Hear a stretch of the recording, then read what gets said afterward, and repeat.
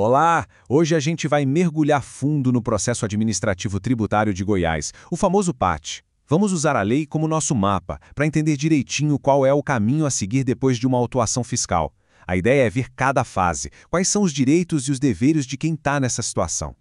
Pois é, essa é a pergunta que ninguém quer fazer, mas que às vezes é inevitável. Chegou uma autuação fiscal. E agora? É exatamente nesse ponto que tudo começa. A partir daqui, se abre uma espécie de encruzilhada que vai definir todos os próximos passos na relação com o fisco. Beleza, então como é que essa disputa vira algo oficial? Não é qualquer comunicação que faz isso, não.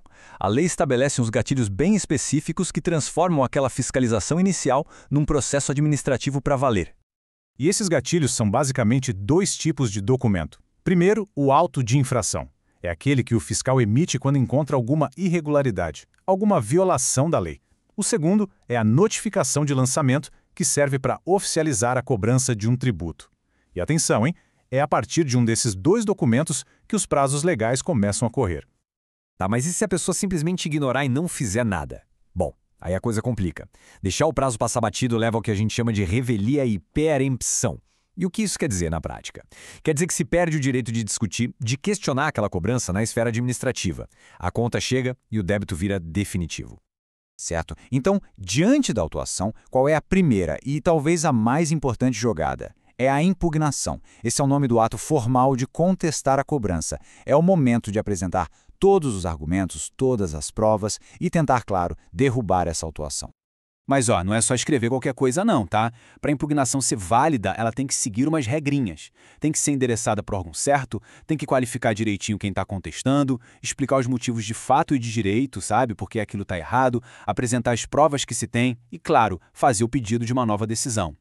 E aqui vem talvez o ponto mais importante de todos. Fazer uma impugnação certinha, dentro das regras, tem um efeito imediato e poderoso. A cobrança do tributo fica suspensa.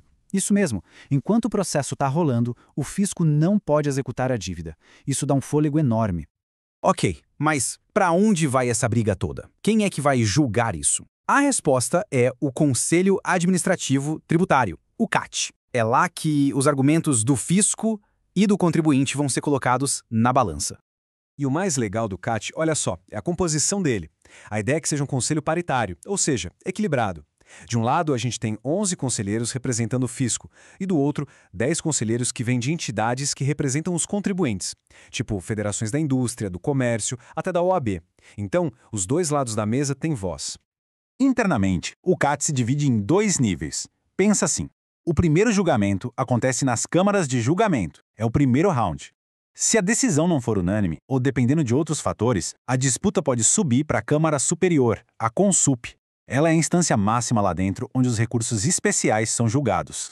E é muito raro que a história termine na primeira decisão, viu? Geralmente, o que se segue é uma verdadeira batalha de recursos. O sistema permite que a discussão vá subindo de nível dentro do próprio CAT para que o caso seja analisado e reanalisado. E como é que um caso sobe para essas câmaras? Existem dois caminhos principais. O primeiro é o recurso voluntário. Esse é o recurso que o contribuinte apresenta quando perdeu na primeira instância e não concorda.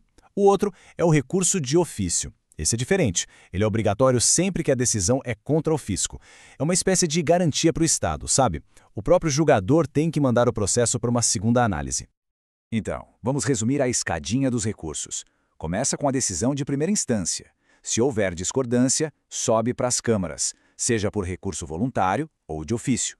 E em casos bem específicos, tipo, quando uma Câmara decide de um jeito e outra decide diferente sobre o mesmo assunto, aí cabe chamado recurso especial, que vai para a Câmara Superior.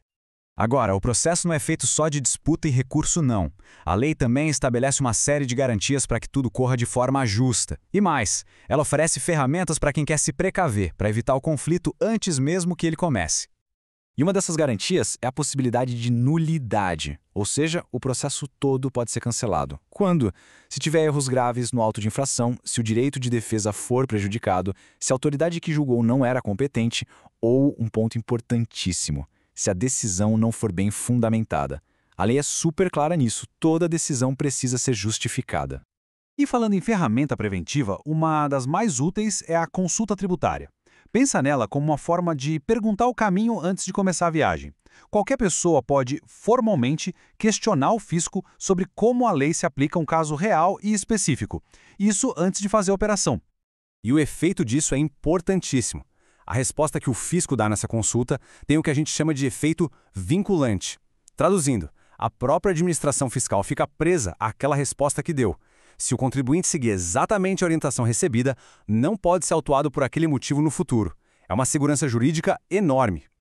E tudo isso nos leva a uma reflexão final. Se a gente pensar em tudo que foi dito, uma estrutura de julgamento que tenta ser equilibrada, recursos que existem para os dois lados, garantias para anular o processo se algo estiver errado, será que, na prática, o processo administrativo tributário em Goiás realmente consegue criar um equilíbrio justo entre a necessidade de arrecadar do fisco e os direitos de quem paga os impostos? É uma questão que fica para a gente pensar.